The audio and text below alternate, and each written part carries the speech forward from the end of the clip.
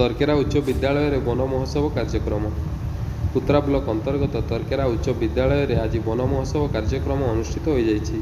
ପ୍ରଥମେ ଜଗତର ନାଥ ଜଗନ୍ନାଥଙ୍କ ପ୍ରତିମୂର୍ତ୍ତିରେ ପୁଷ୍ପମାଲ୍ୟ ଅର୍ପଣ ପୂର୍ବକ ଏହାର ଶୁଭାରମ୍ଭ କରାଯାଇଥିଲା।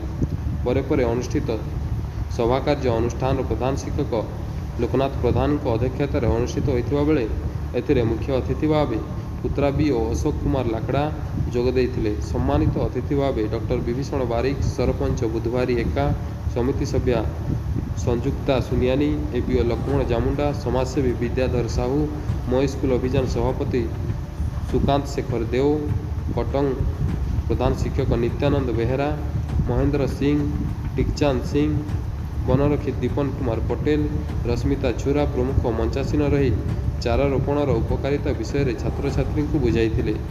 ସଭାକାର୍ଯ୍ୟକୁ ନିରଞ୍ଜନ ପୃଷ୍ଟି ପରିଚାଳନା କରିଥିବା ବେଳେ କେଦାର ଚନ୍ଦ୍ର ସାହୁ ଧନ୍ୟବାଦ ଅର୍ପଣ କରିଥିଲେ। କାର୍ଯ୍ୟକ୍ରମ ପରିଚାଳନାରେ ଶିକ୍ଷକ ସୁଶୀଲ ଲାକଡ଼ା, ଗଙ୍ଗାଧର କୁଜୁର, ବିଦ୍ୟାଧର ରାଉତ, ଲଳିତା ପୃଷ୍ଟି ପ୍ରମୁଖ ପରିଚାଳନା କରିଥିଲେ।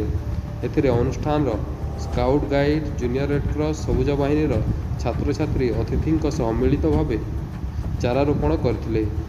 ସୁନ୍ଦରଗଡ଼ କୁତ୍ରାରୁ ରାଜେଶ ସାହୁଙ୍କ ରିପୋର୍ଟ, ସମ୍ବାଦ ଏକ୍ସପ୍ରେସ। ଗଛ ବିନା ଜୀବନ ନାହିଁ।